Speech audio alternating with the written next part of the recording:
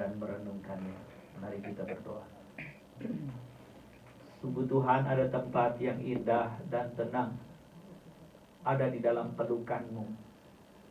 Kami ingin kembali mendapatkan bagian ketika kami boleh bersimpuh di bawah kaki-Mu, mendengarkan sabda kebenaran yang memberikan pengharapan. Tolonglah ya Tuhan, sehingga perkataan-perkataan yang kami kembali baca, kembali kami renung, kembali kami boleh mendapatkan pemahaman oleh karena Roh Kudus membimbing kami. Biarlah itu semua boleh menjadi bekal untuk kami mengaktualisasi diri kami, yaitu mewujud nyatakan rencana kekal-Mu di dalam penggalan perjalanan hidup kami. Kiranya Engkau mendengar, menolong kami, sehingga kami mendapatkan sukacita di dalam perjalanan yang penuh liku, yang juga tidak sedikit kami naik gunung dan turun di dalam lembah, bahkan lembah yang menakutkan. Kami tahu ada Engkau yang menyertai. Bimbinglah ya Allah, sehingga kami dikuatkan dan dihiburkan untuk menyatakan kehendak-Mu yang sempurna. Tolonglah kami Tuhan, dan Engkau sajalah Allah Tritunggal yang kudus dipermuliakan melalui ibadah merayakan Minggu Palmarum yang berisi tentang kesengsaraan Yesus Kristus jelang naik ke kayu salib di Golgota.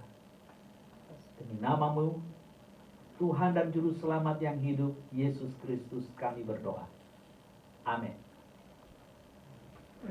Saya akan membacakan dua bagian sabda Tuhan, yaitu yang pertama terambil dari Matius 21. Matius 21. Bacaan itu ada di ayat pertama sampai 11, tetapi saya akan membacakan bagian tertentu yang saya akan sebutkan alamatnya. Lalu saya akan melanjutkan juga dari Matius 27 yang ayatnya mulai ayat 11 sampai 26, tapi saya juga akan penggal bagian yang akan saya sebutkan alamatnya. Matius 21 ayat yang ke-5. Katakanlah kepada putri Sion, lihat rajamu datang kepadamu. Ia lemah lembut dan mengendarai seekor keledai beban yang mudah. Saya melanjutkan di ayat yang ke-8. Orang banyak sangat besar jumlahnya menghamparkan pakaiannya di jalan. Ada pula yang memotong ranting-ranting dan pohon-pohon dan menyebarkannya di jalan. Dan orang banyak yang berjalan di depan Yesus dan yang mengikutinya dari belakang berseru katanya, Hosana bagi anak Daud. Diberkatilah dia yang datang dalam nama Tuhan. Hosana di tempat yang maha tinggi. Dan ketika ia masuk ke Yerusalem, gemparlah seluruh kota itu, dan orang berkata, siapakah orang ini? Dan orang banyak itu menyahut, inilah Nabi Yesus dari Nazaret di Galilea. Saya melanjutkan pasal 27. Saya akan mulai membacakan ayat yang ke-11 sampai 18. Matius 27 ayat 11 sampai 18. Lalu Yesus dihadapkan kepada wali negeri, dan wali negeri bertanya kepadanya, engkaukah raja orang Yahudi? Jawab Yesus, engkau sendiri mengatakannya. Tetapi atas tuduhan yang diajukan imam-imam kepala dan tua-tua terhadap dia, ia tidak memberi jawab apapun. Maka kata Pilatus kepadanya, tidakkah engkau dengar betapa banyaknya tuduhan saksi-saksi itu terhadap engkau? Tetapi ia tidak menjawab satu kata pun, sehingga wali negeri itu sangat heran. Telah menjadi kebiasaan bagi wali negeri untuk membebaskan satu orang hukuman pada tiap-tiap hari raya itu atas pilihan orang banyak. Dan pada waktu itu ada dalam penjara seorang yang terkenal kejahatannya yang bernama Yesus Barabas. Karena mereka sudah berkumpul di sana, Pilatus berkata kepada mereka, siapa yang kamu kehendaki kubebaskan bagimu? Yesus Barabas atau Yesus yang disebut Kristus? Ia memang mengetahui bahwa mereka telah menyerahkan Yesus karena dengki. Sampai sedemikian jauh pembacaan sabda Tuhan Yesus Kristus. Yang berbahagia adalah mereka yang mendengar dan yang memelihara di dalam hidupnya. Hosiana. Hosiana. Hosiana.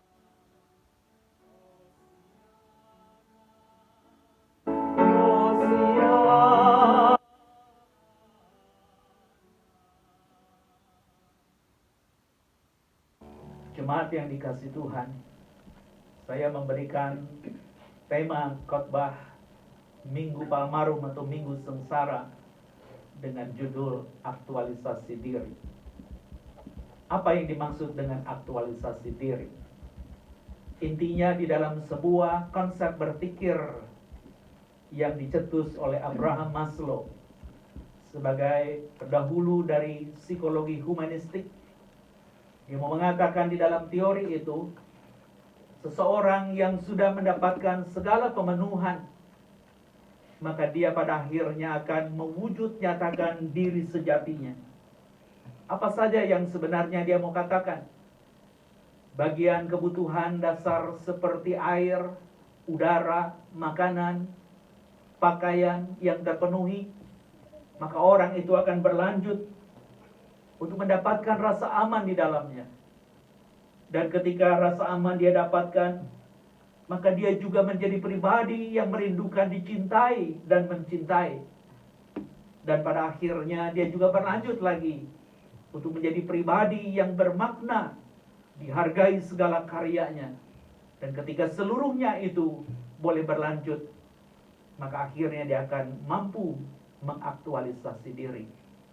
Barangkali perlu kita ingat bahwa aktualisasi dari diri yang disebutkan seperti ada 4 tahapan itu sebelum aktualisasi diri, itu bukan progres. Maksudnya bukan pemenuhan yang fisik dulu, sesudah itu akan merasakan rasa aman dan seterusnya dan seterusnya. Barangkali tidak kita berpikir sedemikian. Tapi komponen ini bersatu, satu dengan yang lainnya, sehingga ketika itu memenuhi satu pribadi, pada waktunya dia akan mewujudkan. Itu barangkali sedikit konsep aktualisasi diri. Lalu apa hubungannya dengan bacaan kita? Ibu bapak dan saudara yang dikasihi Tuhan, ketika tadi kita membaca bagian dari Yesaya yang ke-50, itu sebuah ungkapan penghiburan bagi Sion, sebuah realita bagaimana Sion kelak dipulihkan.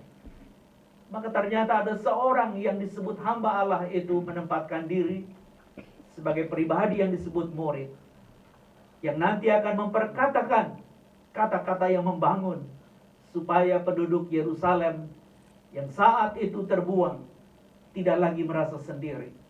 Dari mana kata-kata itu bisa muncul? Dari dirinya yang selalu mendengar apa yang menjadi kehendak Dia yang mengutusnya. Gambaran itu sebenarnya menjadi gambaran yang sangat unik yang perlu kita pikirkan. Aktualisasi diri. Yesus yang adalah guru, Dia menjadi murid. Dia menjadi orang yang mau merenungkan apa yang diperkatakan Bapaknya untuk saudara dan saya. Dan ketika dia sampai kepada bagian yang tadi kita baca di dalam Matius 21, dia disambut sebagai raja, ibu bapak. Seharusnya sebagai raja, kehormatan adalah bagiannya. Dan memang kehormatan itu nyata. Dengan orang-orang mengorbankan jubahnya. Ada sebagian yang membuat ranting dan mungkin daun-daun palma, menyambut inilah dia yang datang di dalam nama Tuhan. Hosana, Hosana. Diberkatilah dia. Gegap gempita pada waktu itu ibu bapak. Dan sesudah semuanya berlangsung, dia menarik sekali yang perlu kita catat. Tidak menaiki kuda besar, tapi menaiki keledai muda. Itu sebenarnya sebuah mungkin kiasan sekaligus teguran, sindiran. Bahwa dia raja bukan untuk menunjukkan kekuatan yang mungkin seperti serdadu pamungkas yang bisa mengalahkan musuh-musuh seperti yang diharapkan umat Allah Israel waktu itu. Tapi dia datang bukan untuk itu. Dia datang untuk mewujud nyatakan sang cinta, supaya kau dan saya mengalami cintanya. Dia datang di dalam kelembutan. Dia datang di dalam barangkali kerendahan. Dan pada akhir daripada kisah ini, orang bertanya, siapakah dia? Yang sedang mengaktualisasi dirinya. Maka orang mengatakan dialah nabi yang dari Nazaret itu. Jadi saudara-saudara mengamati di sini. Secara tersirat dia adalah raja yang diurapi. Tapi orang juga mengakui dia adalah nabi yang diurapi.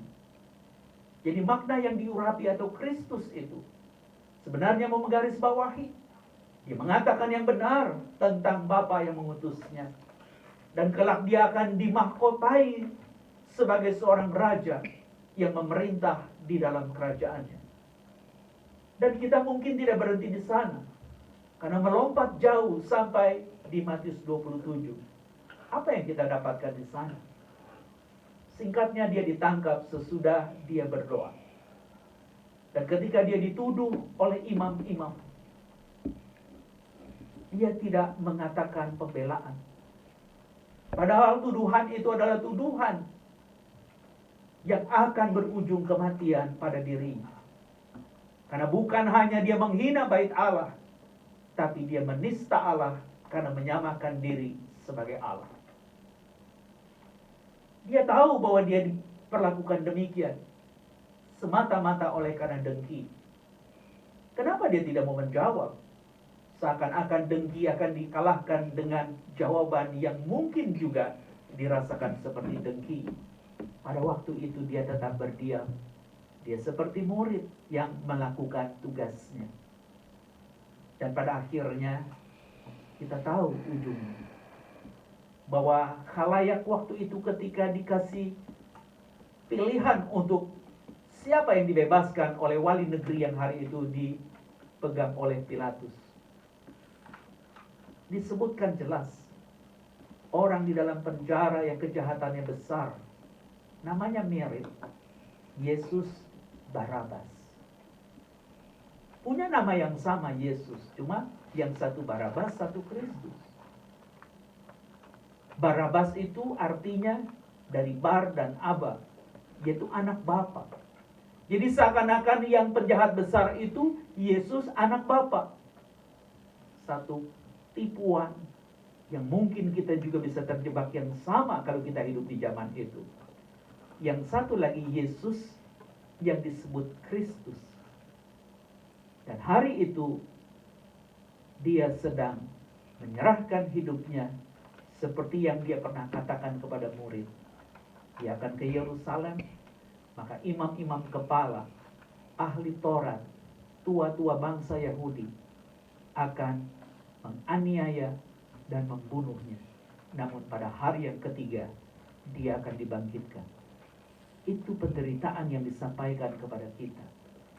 Lalu bagaimana dia sedang mengaktualisasi diri?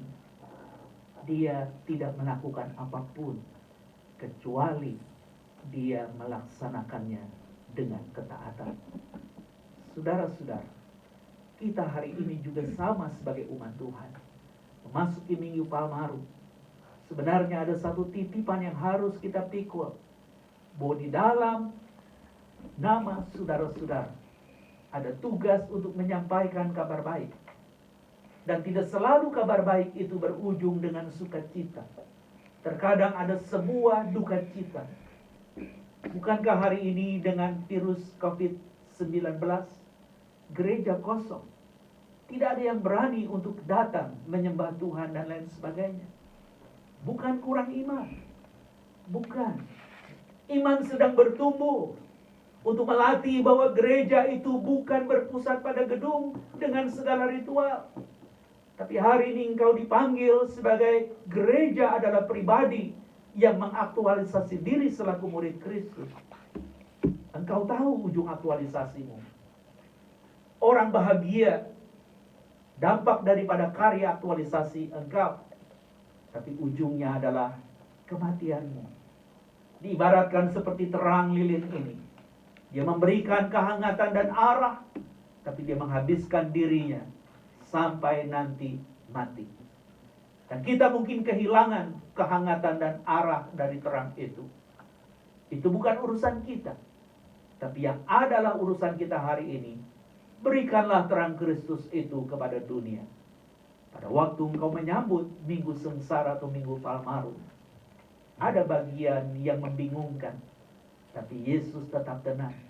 Karena dia tahu untuk waktu itulah dia datang.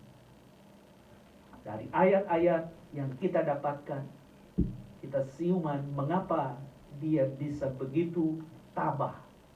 Karena ada bagian yang saya ingin bacakan di dalam bagian lain, yaitu Filipi pasal yang kedua. Saya bacakan ayat 8 sampai 11. Filipi 2 ayat 8 sampai 11. Dan dalam keadaan sebagai manusia, ia telah merendahkan dirinya dan taat sampai mati, bahkan sampai mati di kayu salib. Itulah sebabnya Allah sangat meninggikan dia dan mengaruniakan kepadanya nama di atas segala nama, supaya dalam nama Yesus bertekuk lutut segala yang ada di langit dan yang ada di atas bumi dan yang ada di bawah bumi, dan segala lidah mengaku Yesus Kristus adalah Tuhan, bagi kemuliaan Allah Bapa.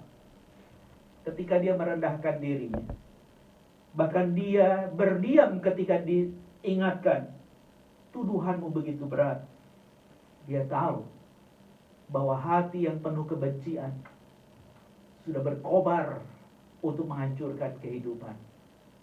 Dia akan mengaktualisasi diri, membenahi dengan cinta Allah yang besar. Maka pada waktu itulah dia kelak menang di dalam kerendahan yang penuh ketaatan. Dan akhirnya orang tidak bisa menghindari. Mereka akan menekuk lutut dan menyembah Yesus adalah Kristus dan Tuhan. Dari mulut yang tidak lagi bisa menahan kenyataan bahwa dia benar anak Allah yang hidup. Saudara-saudara, bagaimana dengan kau dan saya? Saya menjadi teringat ada sebuah video klip yang baik. Kira-kira video klip itu mengingatkan kita seperti ini. Kita hidup di dalam penggalan waktu yang pendek. Isilah dengan kebaikan yang dirasakan orang.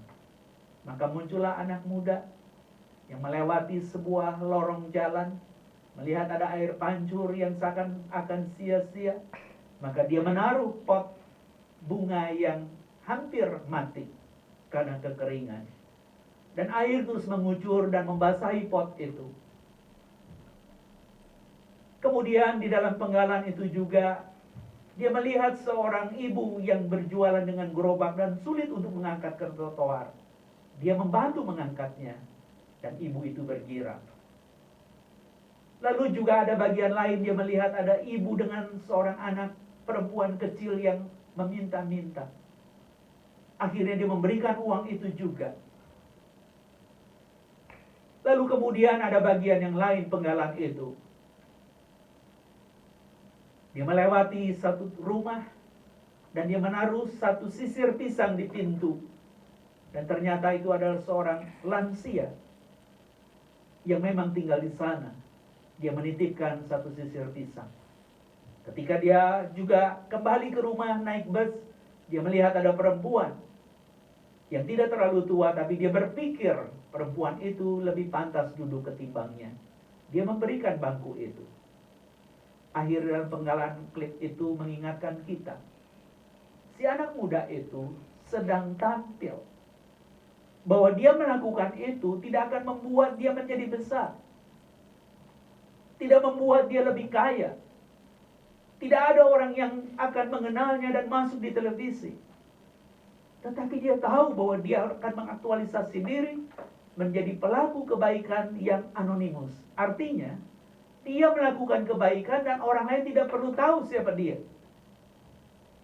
Dan pada akhirnya ketika klip itu ingin diselesaikan, dia melakukan semua tahapan itu. Apa yang terjadi, ibu bapak? Pohon yang terus dialiri air pancur itu bertumbuh dan berbunga. Kemudian juga ada kupu-kupu yang hinggap di bunga itu. Ada satu bagian yang saya lupa. Ketika dia makan di restoran, ada anjing yang juga ikut minta makan.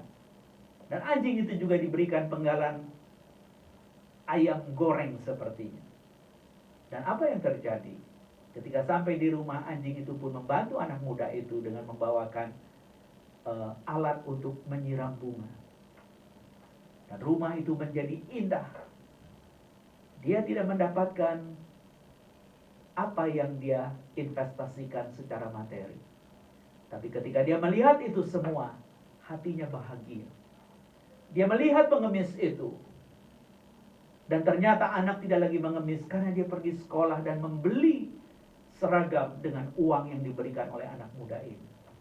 Dia tersenyum.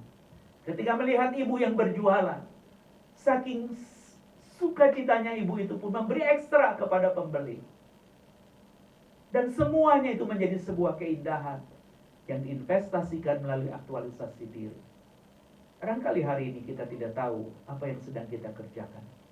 Tapi ketika engkau menjadi seorang murid Kristus sejati, engkau selalu mendengar suaranya, dan kau memperkatakan ulang yang kau dengar sebagai murid yang setia, maka orang yang terserak akan disatukan lagi. Orang yang sedang takut hari ini mungkin dengan COVID-19 akan semangat lagi. Karena kematian adalah keniscayaan. Maksudnya tidak bisa tidak. Pasti mati. Tapi sebelum mati ada hal yang dia kerjakan. Dan itu yang barangkali kita lihat di dalam Minggu Palmarum. Yesus mengisi kehidupannya sampai di ujung jalan sebagai hamba yang setia. Bahkan di dalam batinnya dia menempatkan diri begitu rendah untuk mendengarkan suara Sang Bapa bagaikan murid yang tidak pernah berbantah. Kita tahu ujung dari semua itu kematiannya. Namun hari ini kita diberikan kembali ingatan bahwa engkau tidak akan sia-sia. Kenapa? Karena meskipun tadi dikatakan di dalam kitab Mazmur itu 31, ya, saya bacakan di bagian yang lain. Buatlah wajahmu bercahaya atas hambamu. Selamatkanlah aku oleh kasih setiamu. Engkau tahu bahwa Yesus akhirnya mati. Tapi dia tidak berhenti di sana. Karena kematian yang bagaikan keniscayaan bagi manusia, dia menempatkan diri sebagai manusia dengan menanggalkan keilahian yang dicatat di Filipi 2, dan akhirnya dia boleh menjadi juru selamat bagi setiap orang yang percaya. Itu yang boleh menjadi satu berita untuk kita masuk dalam Minggu Palmarum. Dan nanti ada Kamis Putih, ada Jumat Agung, Sabtu Hening, dan Minggu Paskah. Biarlah kita mengisi waktu-waktu itu. Dan hari ini menjadi Minggu Prapaskah ke-6 atau terakhir. Karena sesudah itu dia akan mewujudkan panggilannya untuk mati. Jadi ketika dia disambut sebagai raja di Matius 21, dan terus kemudian dia menjadi satu objek yang mengagumkan. Orang bertanya, siapakah dia yang disambut bak raja? Dia nabi dari Nazaret. Dan ketahuilah ketika masuk di dalam Matius 27, seakan-akan Yesus yang adalah Kristus atau yang diurapi, dia sedang menempatkan dirinya sebagai imam untuk menjadi pengantara engkau dan saya. Dunia memilih Yesus Barabas, tapi Tuhan menetapkan Yesus Kristus menjadi penyelamatmu yang mengaktualisasi diri genap di kayu salib, mewujudkan kemanusiaan yang utuh, supaya kau dan saya yang percaya akan kuasa kebangkitan ilahinya, kita boleh kelak berjumpa, bukan lagi di gereja yang barangkali sekedar menunjukkan ritual, tetapi engkau menjadi pribadi yang punya tapak spiritual yang baik. Bangunlah spiritualitasmu, dimulai dengan mengakui bahwa lebih dulu cinta itu datang dari Allah. Ketika kau mewujudkan segalanya atas nama cinta, sesungguhnya itu adalah anugerah yang besar. Jangan pernah takut dibelokkan manapun jalan spiritualmu, karena spiritualitas sejati akan mengaktual dan terbukti engkau bukan hanya murid Kristus, tapi engkau juga adalah anak-anak Allah karena Kristus. Kiranya Tuhan menolong saudara. Amin.